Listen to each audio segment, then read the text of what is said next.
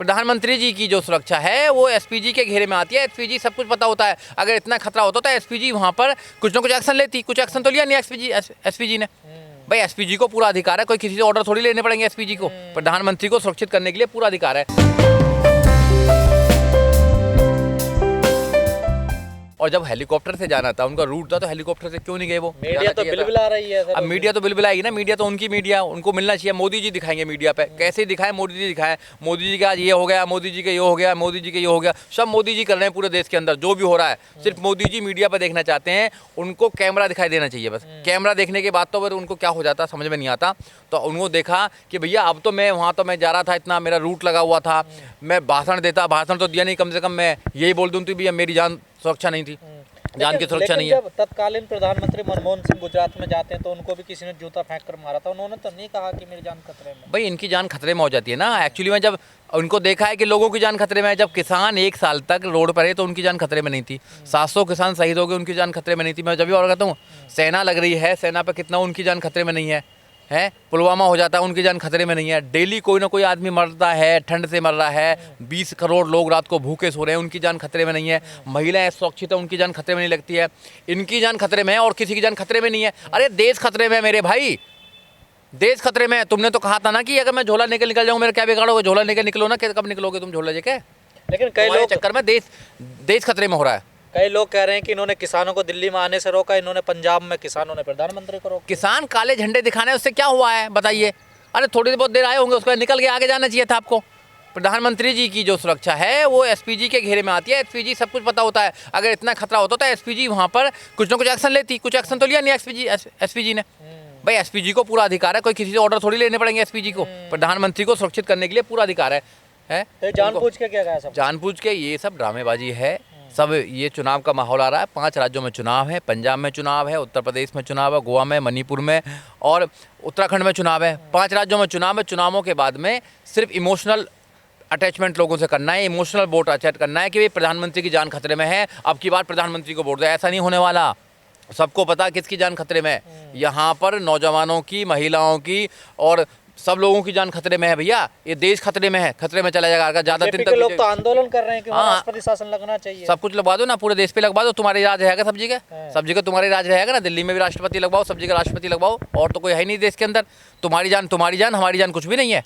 इसलिए सोचना पड़ेगा, देश के लोगों को समझना पड़ेगा, जानवान खतरे में नहीं है, कुर्सी खतरे में है। सच्चाई तो ये वाली बात है। कुर्सी खतरे में होती है किसी आदमी की तो फिर ऐसे बयान देते हैं। तो कुर्सी खतरे में है अब की बार। उत्तर प्रदेश की कुर्सी खतरे में है और 2024 में भैया सेंटर की कुर्सी खतरे में है।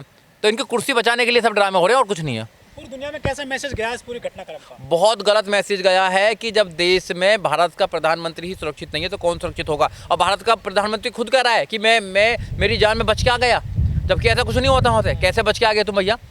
हैं जिन किसानों से तुम बात करना नहीं चाहते थे, 10 किसान अगर आ गए वहाँ पे तो एसपीजी है, सारा कुछ है वहाँ पे अपना वहाँ की अपनी स्टेट की पुलिस थी, सारी पुलिस थी। अगर कुछ ऐसा होता तो होता।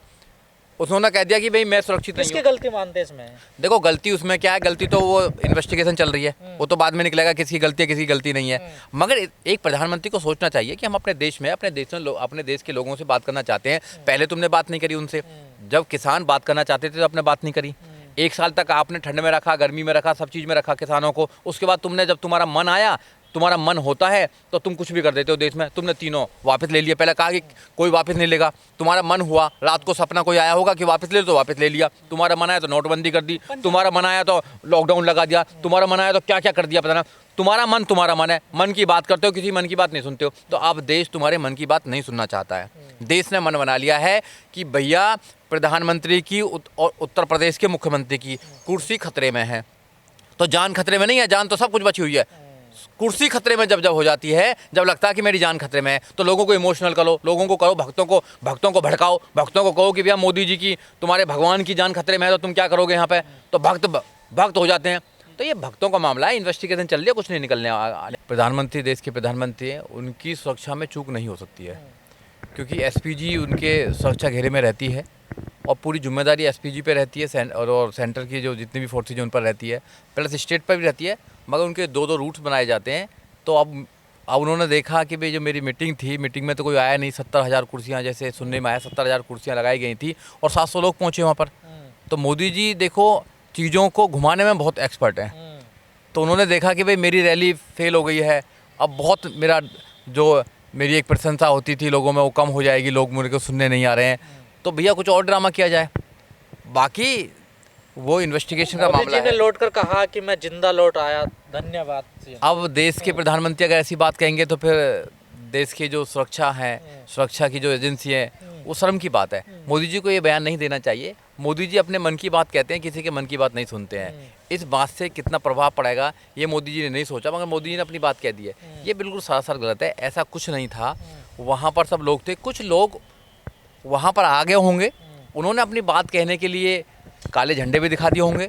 ये लोकतंत्र में, सरकार में, हमारा संविधान हमारा यहाँ चलता है, लोकतांत्रिक प्रक्रिया है, उसमें अपनी बात को कह सकते हैं। अगर उनकी सुरक्षा खतरे में हो जाए ऐसा कुछ नहीं है, सिर्फ ये ढोंग वाली बात है, ऐसा कुछ आज नहीं है। प्रधानमंत्री की जो सुरक्षा है वो खतरे में है, लेकिन बीजेपी के तमाम नेता कर रहते रहे कि जो भारत में सुरक्षित नहीं हो पाकिस्तान चला जाए। तो आज तो पीएम मोदी सुरक्षित नहीं है। तो अब मैं देश के प्रधानमंत्री को तो ये नहीं बोल सकता कि वहाँ पाकिस्तान चले जाओ, कहीं और चले जाओ।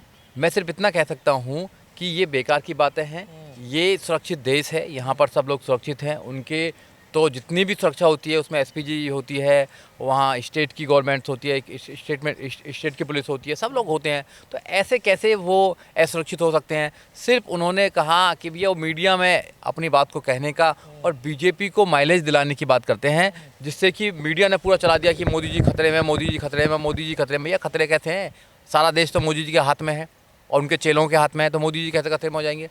आम आदमी खतरे में बेशक है, रोजगार खतरे में है, एजुकेशन खतरे में है, देश की इंसानियत खतरे में प्रधानमंत्री का है, रास्ता सब। नहीं रोका जा सकता ना, जैसे नहीं। किसानों ने रोका।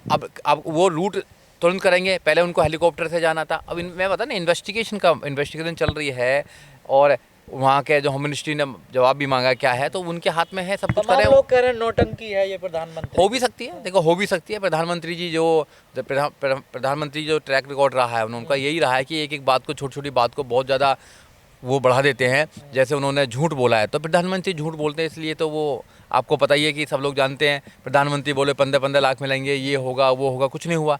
ऐसे लोगों ने ज़्यादा सीरियस नहीं लिया, कोई मुद्दा नहीं बना देश के अंदर कि प्रधानमंत्री की सुरक्षा थोड़ी हो सकती है। आम आदमी की सुरक्षा है वो यहाँ खतरे में है, महिला की सुरक्षा खतरे में है, किसानों की सुरक्षा खतरे में है, नौजवानों की सुरक्षा खतरे में है, स्टूडेंट की सुरक्षा खतरे में है। मोदी जी की सुरक्षा खतरे में नहीं है। 1 करोड़ से ज़्यादा, 1.5 करोड़ रुपया पर डे खर्च होता है उनकी सुरक्षा पर। तो कैसे खतरे में हो जाएंगे? अगर मोदी जी खतरे में हैं तो फिर देश तो पूरा खतरे में ही है। तो सोचना चाहिए। तो ये ऐसे ड्रामे करने से पहले सोचना चाहिए कि भैया ऐसा नहीं होनी चाहिए। देश के प्रधानमंत्री और बीजेपी के प्रधानमंत्री मत बनाओ उनको कि उनके प्रधानमंत्री हर चीज़ पे वो वहाँ पे प्रचार करते हैं। उनको लगता है कि प्रचार करने गए थे, प्रचार तो हुआ नहीं, लोग तो आए नहीं वहाँ पे, कम से कम यही प्रचार कर दीजिए, झूठा प्रचार कर दीजिए। तो ये गलत चीज़ है, ये नहीं होना चाहिए। इससे देश का मनोबल टूटता है, सेनाओं का मनोबल टूटता है, एसपीजी का मनोबल टूटता है और आम आदमी के अंदर भय का माहौल होता है कि जब देश में प्रधानमंत्री सुरक्षित नहीं है तो कौन सुरक्षित रहेगा? जबकि सबको पता है कि प्रधानमंत्री, उनके लोग, उनके जितने भी दोस्त हैं, व्यापारी, सब सुरक्षित हैं, मगर यहाँ सुरक्षित नहीं है, तो किसान सुरक्षित नहीं है। घटना के तुरंत एक दिन बाद वो राष्ट्रपति से भी मिले हैं। हाँ, मिले होंगे वहाँ पे, गए होंगे, मगर उनको सबसे पहले देखना चाहिए कि लोग क्यों नहीं आए।